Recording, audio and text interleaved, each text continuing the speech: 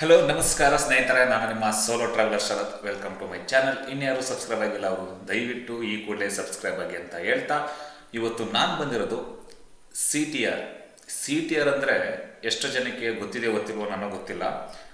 So ನನಗೂ ಕೂಡ ಬೇರೆಯವರಿಂದ ಕೇಳಿ ನಾನು ತಿಳ್ಕೊಂಡಿದ್ದು.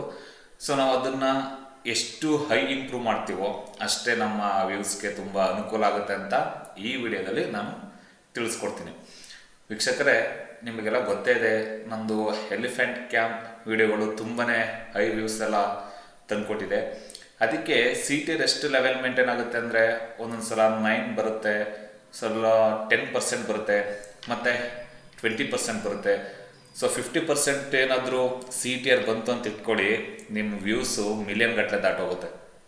ಸೊ ನಾವು ವಿಡಿಯೋ ಅಪ್ಲೋಡ್ ಮಾಡಿದಾಗ ಈ ವಿಡಿಯೋನ ನಾವು ಅಬ್ಸರ್ವ್ ಮಾಡಬೇಕು, ಮತ್ತು CTRನು ಕೂಡ ಅಬ್ಸರ್ವ್ ಮಾಡಬೇಕು. ಕೆಲವೊಂದು ಕಡೆ ಇವಾಗ ನಾನು ನಿಮಗೆ ತೋರಿಸೋದಾದರೆ ನೋಡಿ, ಈಗ ಈ CTR ಬಂದು 7.8 ಇದೆ, ಇದ್ರ ವ್ಯೂಸ್ ಬಂದು 19K ಇದೆ. ವ್ಯೂಸ್ ಬಂದು ಈ CTR ಇದೆಯಲ್ಲ, ಇದು ನೋಡಿ, ಇದೆಷ್ಟಿದೆ, ಬರೀ 2.3 ಇದೆ, ಇದು 2300K ಇದೆ ಅಷ್ಟೇ. ಸೊ ಇದು ಯಾವ ಥರ ಜಾಸ್ತಿ ಲೆವೆಲ್ ಮೇಂಟೈನ್ ಮಾಡುತ್ತೋ ಆವಾಗ ವ್ಯೂಸ್ ಕೂಡ ನಮಗೆ ಜಾಸ್ತಿ ಆಗುತ್ತೆ. ಹಾಗೆಯೇ CTR ಯೂಸ್ ಮಾಡಬೇಕಿದ್ರೆ ನಾವು ಕೆಲವು ವೀಡಿಯೋಗಳನ್ನ ಅಪ್ಲೋಡ್ ಮಾಡಬೇಕಿದ್ರೆ ಹ್ಯಾಶ್ಟ್ಯಾಗೆಲ್ಲ ಯೂಸ್ ಮಾಡ್ಬೇಕಂತ ನಾನು ಲಾಸ್ಟ್ ವೀಡಿಯೋದಲ್ಲ ನಿಮಗೆ ತಿಳಿಸ್ಕೊಟ್ಟಿದ್ದೆ. ಇವಾಗ ಏನಾಗಿದೆ, ತುಂಬ ಯೂಟ್ಯೂಬ್ ಕೂಡ ಅಪ್ಡೇಟ್ ಆಗ್ತಾ ಬರ್ತಾ ಇದೆ. ಹಾಗಾಗಿ ಕೆಲವರಿಗೆ ಇನ್ನೂ ಗೂಗಲ್ ಆ್ಯಡ್ಸೆನ್ಸ್ ಬಂದಿಲ್ಲ, ಅದೇ ತುಂಬ ಪ್ರಾಬ್ಲಮ್ ಆಗಿಬಿಟ್ಟಿದೆ.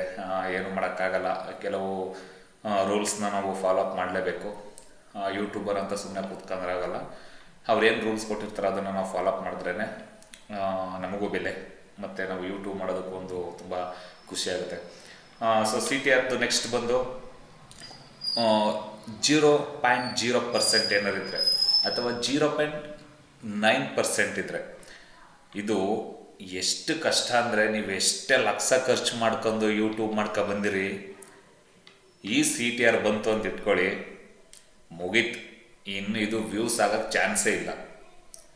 ಈ ಥರ ಆಗಿಬಿಟ್ರೆ ತುಂಬ ಕಷ್ಟ ಆಗ್ಬಿಡುತ್ತಲ್ವ. ಏನೋ ಒಂದು ಯೂಟ್ಯೂಬಲ್ಲಿ ದುಡ್ಡು ಮಾಡಬೇಕು ಅಂತ ಏನು ಬಂದಿರಲ್ಲ, ಆಯಿತಾ. ಏನೋ ಒಂದು ಅಚೀವ್ ಮಾಡೋಕ್ಕೆ ಅಂತ ಅವರು ಎಲ್ಲೆಲ್ಲೋ ಹೋಗಿ ವೀಡಿಯೋಗಳನ್ನ ಮಾಡ್ಕೊಬಂದು ಅದೆಲ್ಲ ಎಡಿಟ್ ಮಾಡಿ ಸಮಯ ತಗೊಂಡು, ಸೊ ನಮ್ಮ ಪ್ರೇಕ್ಷಕರಿಗೋಸ್ಕರ ಅದನ್ನು ಎಡಿಟ್ ಮಾಡಿ ಅಪ್ಲೋಡ್ ಮಾಡಿರ್ತೀವಿ. ಅದು ವ್ಯೂಸ್ ಆಗಲಿಲ್ಲ ಅಂದಾಗ ಎಷ್ಟು ಬೇಜಾರಾಗುತ್ತಲ್ವ. ಕೆಲವೊಂದು ನನ್ನ ಫ್ರೆಂಡ್ ಒಬ್ಬ ಲಡಾಖ್ ಹೋಗಿದ್ರು, ಅಲ್ಲೇ ಲಡಾಖ್ದು ಒಂದು ಯೂಟ್ಯೂಬಲ್ಲಿ ವೀಡಿಯೋ ಹಾಕಿದ್ರು. ನಾನು ಕೇಳಿದ್ದೆ ಅದಕ್ಕೆ ಎಷ್ಟು ಖರ್ಚಾಗಿದೆ ಅಂತ ಹೇಳಿದಾಗ ಅವ್ರು ಹೇಳಿದ್ರು 70,000 ರೂಪಾಯಿ ಖರ್ಚಾಗಿದೆ. ವ್ಯೂಸ್ ನೋಡಿದ್ರೆ ಬರೀ 950 ಇದೆ ಅಷ್ಟೇ ವ್ಯೂಸ್. ಏನಕ್ಕೆ ಅಂದರೆ CTR ಪ್ರಾಬ್ಲಮ್, ಅದೇ ಹೈ ಮಾಡುತ್ತೆ, ಅದೇ ಡೌನ್ ಮಾಡುತ್ತೆ.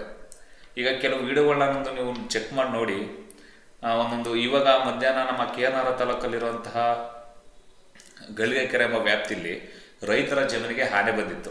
ಅದನ್ನೇ ವಿಡಿಯೋ ಮಾಡಿ ಜಸ್ಟ್ 1 ನಿಮಿಷ ಹಾಕಿದ್ದಾರೆ ಅಷ್ಟೇ. CTR ಲೆವೆಲ್ 18% ಇದೆ. ನೆಕ್ಸ್ಟ್ ವಿಡಿಯೋ ಯಾವ ಲೆವೆಲ್ ಹೋಗಿ ತಲುಪುತ್ತಾ ನನಗೆ ಗೊತ್ತಿಲ್ಲ ವ್ಯೂಸ್. ಅದು ಆ ಥರ ನಾವೊಂದು ಟೈಮಿಂಗ್ಸ್ನ ಸೆಟ್ ಮಾಡ್ಕೋಬೇಕು. ನಾನಂತ ಇವಾಗ ಶೆಡ್ಯೂಲ್ ಕೊಟ್ಬಿಟ್ಟಿದ್ದೀನಿ ಯೂಟ್ಯೂಬ್ ವೀಡಿಯೋಗೆಲ್ಲ. ಎಲ್ಲ 4 ಗಂಟೆಗೆ, ಸಂಜೆ 4 ಗಂಟೆಗೆ ಅಪ್ಲೋಡ್ ಮಾಡಿಬಿಟ್ಬಿಡೋದೆ, ಅದು ಕರೆಕ್ಟಾಗಿ 4 ಗಂಟೆಗೆ ಓಪನ್ ಆಗುತ್ತೆ. ಸೊ ಈಗಿರಬೇಕಿದ್ರೆ ತುಂಬಾ ನಾವು ಕೇರ್ಫುಲ್ಲಾಗಿ ವೀಡಿಯೋಗಳನ್ನ ಮಾಡಿ CTR ಲೆವೆಲ್ನ ಚೆಕ್ ಮಾಡಿ. ಮಿನಿಮಮ್ CTR 7% ಇರಲೇಬೇಕು ನಿಮಗೆ ವ್ಯೂಸ್ ಆಗಬೇಕು ಅಂದರೆ. ಅಟ್ಲೀಸ್ಟ್ ಒಂದು 15,000 16,000 ಈ ಥರ ಬರಬೇಕು ಅಂದರೆ 7% ಇರಲೇಬೇಕು CTRಲ್ಲಿ. ಸೊ ಇದನ್ನು ಇನ್ನು ಮುಂದೇನಾದರೂ ಎಚ್ಚೆತ್ಕೊಳ್ಳಿ. ಯಾರೆಲ್ಲ ವೀಡಿಯೋ ಮಾಡ್ತಾಯಿದ್ದೀರಾ ಅವರಿಗೆ ನಮ್ಮ ಕಡೆಯೂ ಕೂಡ ಪ್ರೋತ್ಸಾಹ ಇರುತ್ತೆ. ಬೇಕಾದರೆ ನೀವು ನನಗೆ ಕಮೆಂಟ್ ಮೂಲಕ ತಿಳಿಸ್ಬೋದು, ಏನು ವಿಷಯನ, ಯಾವ್ದ್ರ ಬಗ್ಗೆ ನಿಮ್ಗೇನಾದರೂ ಪ್ರಾಬ್ಲಮ್ ಇದ್ದರೆ ಯೂಟ್ಯೂಬ್ ಚಾನಲಲ್ಲಿ ಆ ವಿಷಯನ ಖಂಡಿತ ತಿಳಿಸ್ಕೊಡಿ. ಯಾಕೆಂದರೆ ನಾವು ಹೆಲ್ಪ್ ಮಾಡೋಣ, ನಮ್ಮಲ್ಲಿ ಎಷ್ಟು ಸಾಧ್ಯನೋ ಅಷ್ಟನ್ನು ಹೆಲ್ಪ್ ಮಾಡೋಣ.